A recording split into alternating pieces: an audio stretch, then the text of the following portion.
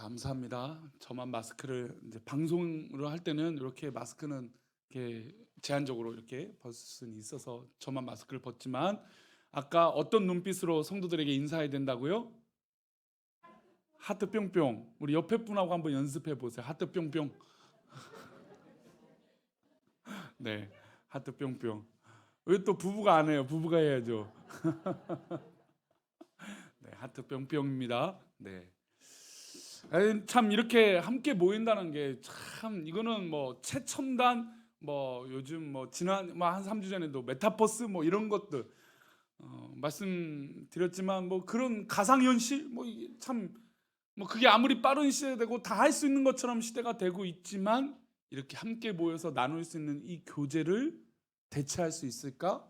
사실은 아직도 저는 상상은 되지 않습니다. 물론 얼마나 과학이 발달할지 또 얼마나 시스템이 발전할지는 모르겠지만 그러나 이렇게 함께 모여서 눈빛을 교환하고 어떤 이 사람의 향례를 교제하고 하는 것을 따라온다는 건 쉽지 않습니다. 근데 이제 이렇게 사람이 모이면 참 좋아요. 좋은데 이제 그때부터 우리에게 고민이 시작됩니다. 그 고민이 뭘까요? 바로 말이죠. 내가 말을 할 때 참 예쁘게 또 사랑해서 또 잘 알기 때문에 표현한 말들이 있지만 오히려 그 말 때문에 오해가 생기거나 상처가 될 때가 있다라는 거죠. 최근에 우리나라 이제 거대 정당이라고 할 수 있는 여야라고 하는 정당 대선 후보, 대통령 후보가 뽑혔습니다. 하지만 연일 뉴스는 이 두 정당의 대표들에게 그러니까 이제 대통령 선거 후보자들에게 기대하는 뉴스보다는 어떤 뉴스입니까? 뭘 잘못했나 따지는 뉴스들이 연일 나와요. 사실은 이렇게 후보가 되면 막 어떤 기대를 하고 저 사람이 저걸 할 수 있다, 이 사람이 이걸 할 수 있다, 저런 능력이 있다, 저런 뭐 일들을 해왔다라고 하는 업적이나 뒤에 발자취를 찾아보게 되는데 연일 그냥 뭘 잘못했는지, 누가 더 잘못했는지 이런 뉴스만 나와서 참 안타깝습니다. 그런데 이 뉴스들 가운데 중요한 관점이 하나 있는데 말을 했느냐 안 했느냐예요. 사실은 우리 모든 국민들이 알죠. 말을 했느냐 안 했느냐는 중요한 문제일까요? 아닐까요? 사실 중요하지 않아요. 그렇게 벌어진 환경과 여건들이 왜 그렇게 됐느냐? 우리 모두 다 알고 있는 거죠. 그래서 사실은 그 말을 했느냐 안 했느냐보다는 그 말의 배경 가운데 책임을 지고 있느냐 없느냐라는 겁니다. 더불어서 내가 뱉은 내 말도 그 말에 대해서 책임을 지고 있느냐 없느냐 이것이죠. 특별히 믿음의 사람들에게는 그러니까 목사와 같이 이렇게 말을 많이 하는 직업에서는 이 말이 우리의 발목을 잡을 때가 많다라는 것이죠. 왜요? 말에는 책임을 지는 환경적인 요소가 있기 때문이에요.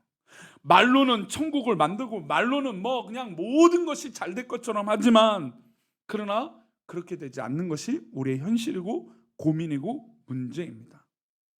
말을 하다 보면 결국 그 말에 책임을 져야 하니까 말이니까 에이 뭐 말인데 쉽게 생각할 문제가 아닌 것을 우리 다 알고 있어요.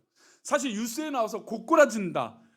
막 성공할 것처럼 달려가는 사람들이 한순간에 꼬꾸라지는 건 한 뉴스 한마디예요. 저 사람이 과거에 그런 행동과 말을 했다라는 거죠. 오늘 본문에서도 이런 말싸움들이 일어나고 있어요. 우리 마가복음 9장 14절을 보면 이런 말싸움들이 일어나는데 두 부류의 배경이 나옵니다. 한번 읽어보겠습니다. 다시 읽어봅니다. 시작. 이에 그들이 제자들에게 와서 보니 큰 무리가 그들을 둘러싸고 서기관들이 그들과 더불어 변론하고 있더라. 여기서 변론은 이것저것 합리적으로 따진다라고 하는 내용이 아니라 말싸움이 지금 일어났어요. 그래서 이 말싸움이 일어났는데 그것을 구경하는 사람들이 많았던 거예요. 그 정도로 격하게 싸우고 있었습니다. 근데 이 격하게 말싸움이 나오고 있는 두 부류가 있는데 한쪽은 서기관들이에요. 서기관들이라고 한다면 그 당시에 뭐 학식이 높은 사람, 권력을 갖고 있는 사람, 또 말 좀 한다는 사람들이에요. 그리고 더불어서 누가 싸우고 있냐면 제자들이 함께 그 서기관들과 다투고 있는 것입니다. 서기관들은 예수님과 제자들을 공격하는 의미로 변론하고 있어요. 그리고 반대로 제자들은 어떤 걸까요? 방어하고 있는 거죠. 그것이 아니다. 지금 사실 한국 교회가 공격을 받고 있잖아요. 그렇죠? 그러면 교회가 방어를 해야 되는데 방어를 잘 못해요. 왜요? 소위 말하는 뼈 때리는 말들이 많거든요. 교회의 치부들을 너무너무 세상이 이제는 잘 공격하고 있고, 물론 절대로 그게 전부가 아니에요. 뭐 제가 예전에도 말씀드렸지만 그게 교회의 전부가 아니에요. 오히려 교회는 연약한 게 맞아요. 오히려 연약한 요소들이 더 드러나는 게 더 건강해지는 거예요. 숨기려니까 문제가 되는 거고, 책임을 지지 않으니까 문제가 되는 거죠. 그 교회가 문제가 있는 건 당연해요.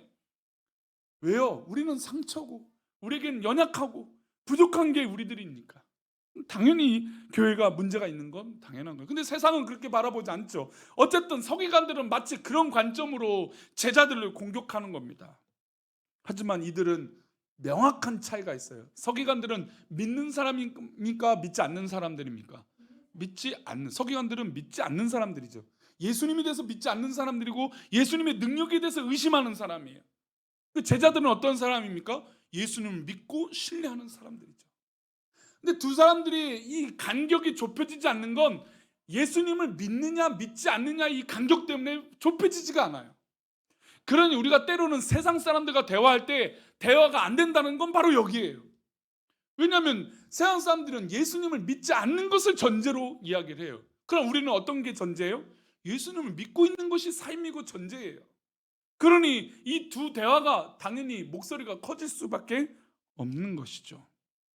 이 두 대립각에서, 두 집단에서 해결할 수 없는 문제, 그러니까 이 서기관들도 해결할 수 없고 제자들도 해결할 수 없는 문제 때문에 싸우고 있어요. 그것은 어떤 문제냐면 귀신 들린 아들, 남자아이 때문이에요.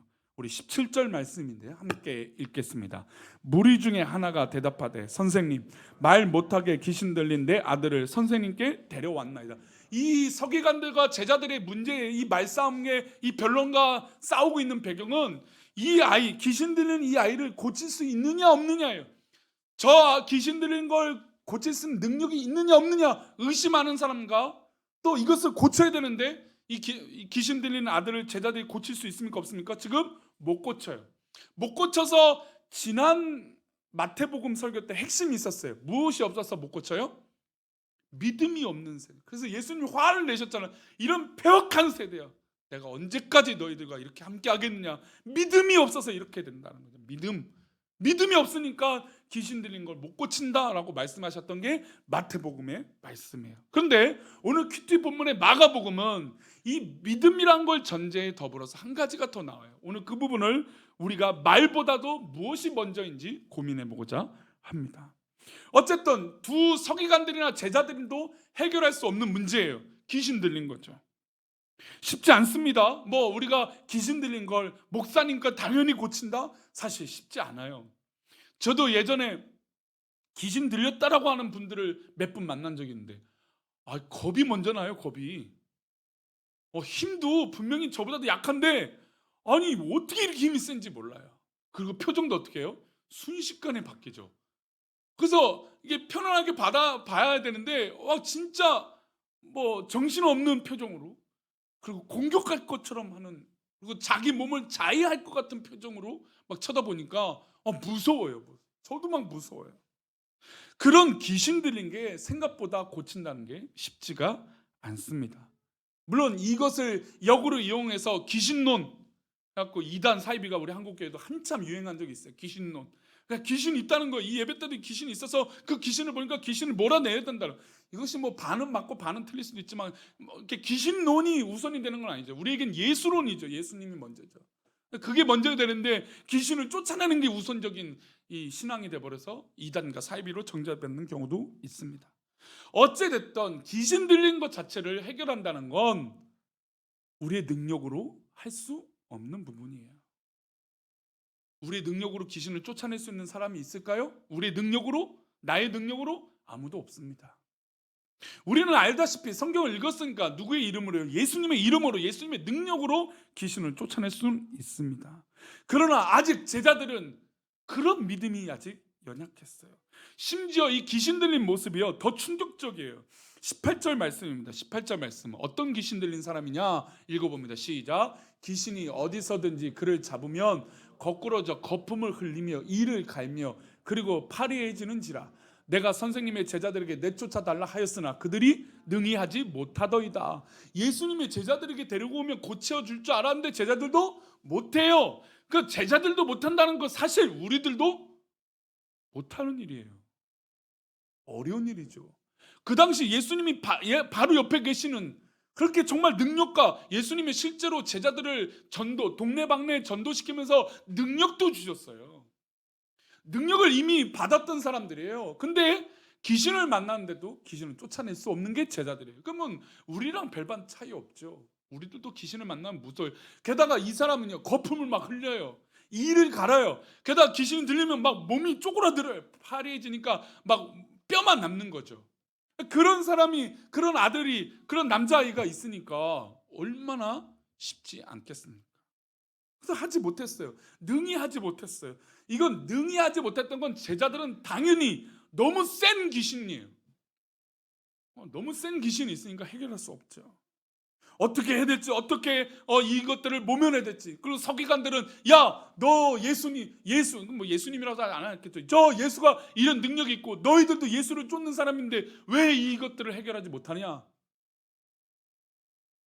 그래서 귀신을 내쫓는 건 또 다른 귀신의 힘을 입어서 저렇게 하고 있는 거 아니냐? 그래서 예수님에 대해서 막 의심하고 공격하는 거죠.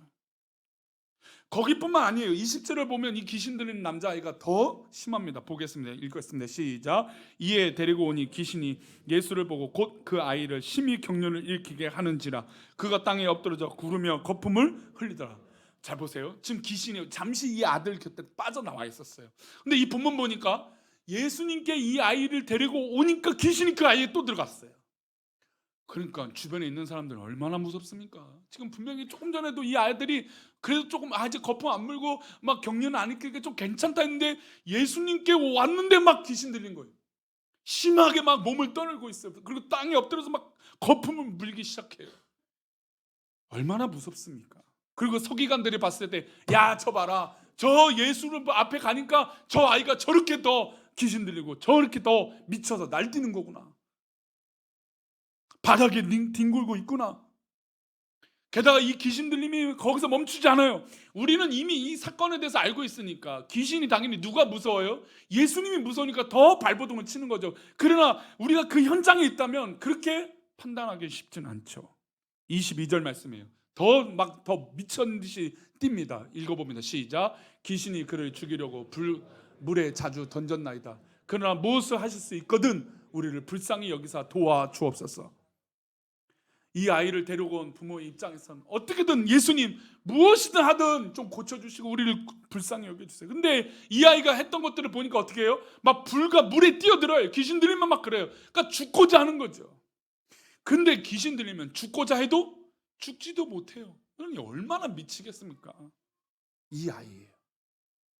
그 당시 학력이 있고 능력이 있는 서기관들도 해결할 수 없고 예수님 곁에 있었던 제자들도 해결할 수 없었던 귀신 들린 이 아들. 예수님께서 서기관들에게 말씀하시지 않고 제자들에게 또 묻습니다. 이렇게 예수님이 물으세요. 23절 말씀입니다. 함께 읽겠습니다. 예수께서 이르시되 할 수 있거든이 무슨 말이냐? 믿는 자에게는 능히 하지 못할 일이 없느니라 하시니. 자, 예수님이 제자들 향해서 책망하세요. 마태복음에서 이렇게 말씀하시죠. 이 패역한 자들아, 너희들에게 믿음이 없어서 이런 일이 안 된다라는 겁니다. 믿음이 없어서. 그래서 마태복음에는 무엇이 강조가 됐어요? 믿음이에요. 물론 마가복음에서도 무엇이 강조된 겁니까? 믿음이에요. 믿음, 역시 믿음이에요. 우리의 삶의 시작은 믿음이에요. 이래라 저래라 이런 말보다도 우리는 믿음이 먼저예요. 성도들에게 무엇이 먼저예요? 믿음이 먼저예요. 목사에게도 믿음이 먼저고 우리 장로님들에게도 믿음이 먼저고 성도들을 판단하는 것도 믿음이 먼저예요.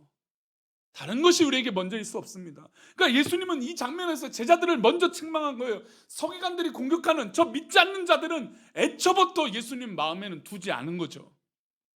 그래서 이 제자들에게 믿음이 없으니까 이런 능력이 없는 것이다 라고 근본적인 이유에 대해서 말씀하셨어요. 믿음이 없이는 안 된다는 것을 우리가 늘 우리 삶 가운데 고백해야 돼요. 내가 지금 믿음이 연약하구나. 내가 믿음이 부족하구나. 내가 주님을 더욱더 사랑하지 못하구나 라고 하는 삶의 고백이 우리 성도들의 삶의 현장 가운데 있기를 축복합니다. 모든 일이 일어나잖아요. 내 삶 가운데 일어나는 일이 있어요. 그렇다고 자책하는 거 아니야. 나는 내가 왜 그럴까? 이런 자책의 문제가 아니에요. 믿음이 내가 연약하구나라고 하는 접근이라는 거죠. 제자들은 지금 어려운 문제에 말만 하지 행동하지 않은 것이에요. 그렇죠? 서기관들과 말싸움은 했지 행동하지 않았어요. 무슨 행동이요? 믿음의 행동을 하지 않으니까 예수님께 책망받은 거예요. 그리고 말만 할 뿐이지 뭘 했습니까? 체념하고 단념한 거예요. 우리의 신앙의 가장 큰 적은 체념하고 단념하는 거예요. 안 되겠구나. 이건 내 뜻대로 안 됐고 내 계획대로 안 됐으니까 이건 안 되는 거구나. 체념이에요. 우리 성도들 삶 가운데 체념과 단념이 사라지기를 축복합니다. 우린 믿음의 사람들이에요.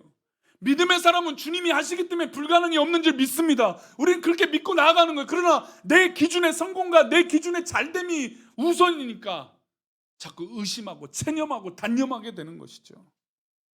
게다가 믿음의 행동을 하지 않으니까 단념하게 돼요.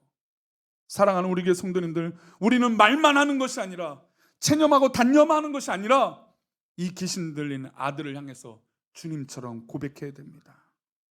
그리고 그 아버지가 이렇게 말해요. 사실 지금 이 장면에서 이 부모, 이 아이의 아버지처럼의 믿음의 모습이 필요해요.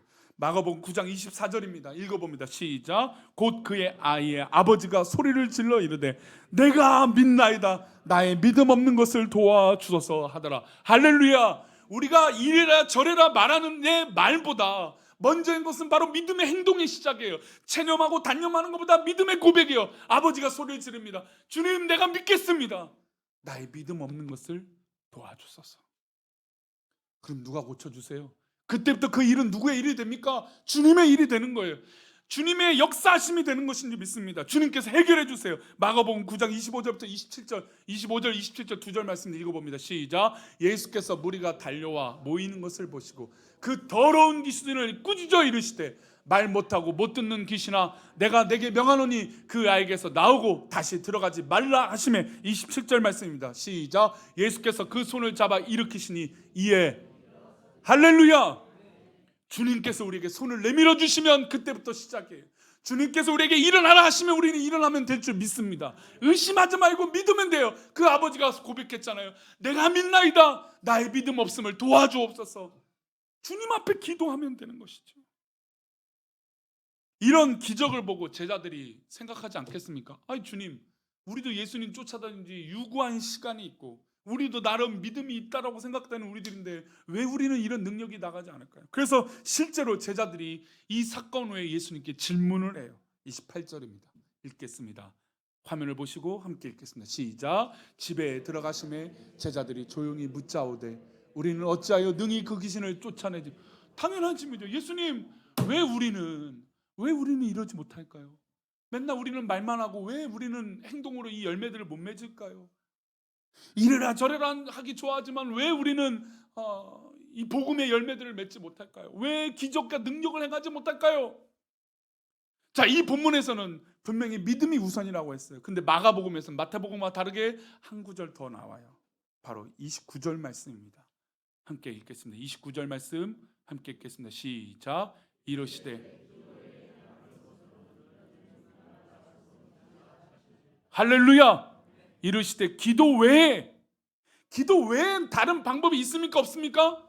믿음의 사람들에게는 기도 외에 다른 방법이 없어요. 믿음의 사람들에게는 믿음에 전제한 기도가 우리 행동의 시작이고 우리 생각의 시작이고 우리의 삶의 시작이 바로 이 기도예요.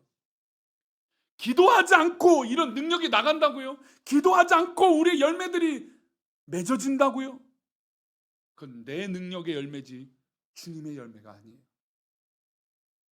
우리가 언제부터 말만 했습니까? 언제부터 생각만 했습니까? 생각은 기도가 아니에요. 우리는 말하기 전에 기도하는 것이고 믿음으로 하나님 앞에 간구하는 것인 줄 믿습니다.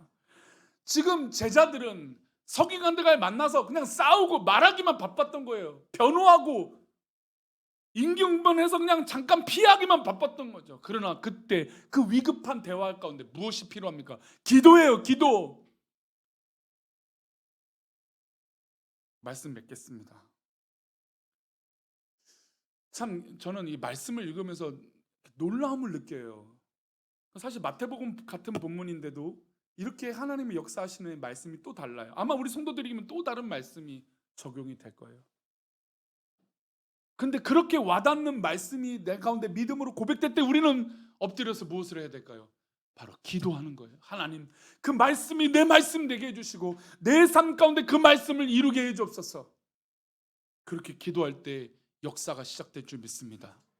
주님의 역사가 시작되는 거예요. 나의 역사, 나의 발자취의 시작이 아니라 우리 주님의 역사가 시작되는 줄 믿습니다.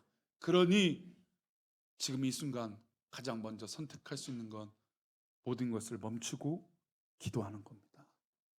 믿음으로 기도하는 그 성도의 기도를 우리 주님께서 손잡아 주시고 일으켜 세워 주실 줄 믿습니다.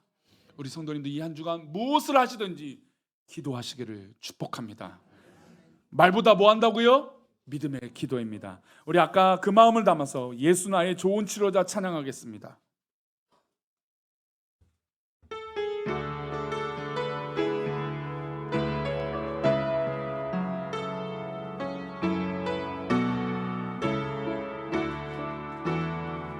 주님을 믿으며 고백합시다. 예수 나의 좋은 치료자, 예수 나의 좋은 치료자, 그의 눈이 머무는 곳은 나의 슬픔과 고통, 고개 들어 그의 눈을 볼 때에 난 알았네. 예수 나의 좋은 치료자, 예수 나의 좋은 치료자, 예수 나의 좋은 치료자,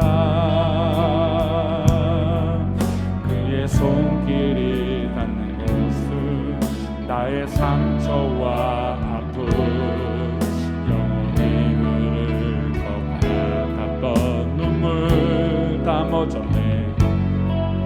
예수 나의 치료자, 나 노래하리라,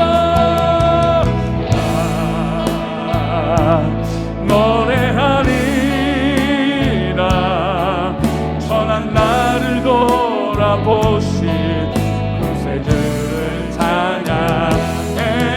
하늘 닿는 것까지 내 손 들리라. 예수 나의 치료. 우리 마지막 한번 더 고백합니다. 나 노래하리라.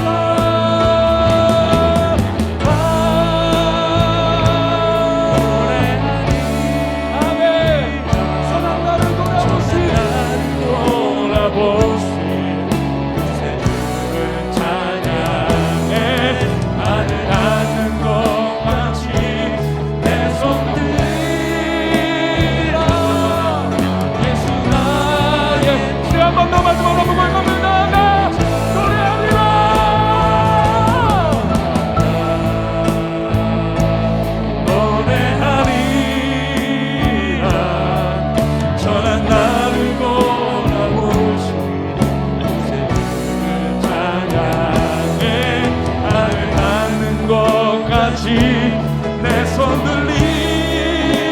들리라. 예수 나의 이 시간 기도할 때 우리가 큰 소리로 기도하지 못하지만 간절하게 기도합시다. 간절하게 기도할 때 하나님 앞에 이렇게 기도합시다. 우울증아 떠나갈지어다.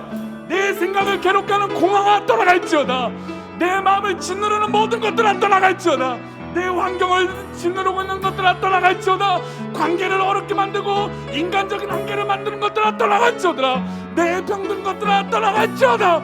선포하며 주님께서 나의 손을 붙잡고 일으켜 세워줄 줄 믿습니다. 간절하게 나의 약함을 고쳐달라고 기도하겠습니다. 같이 기도합니다. 하나님 아버지,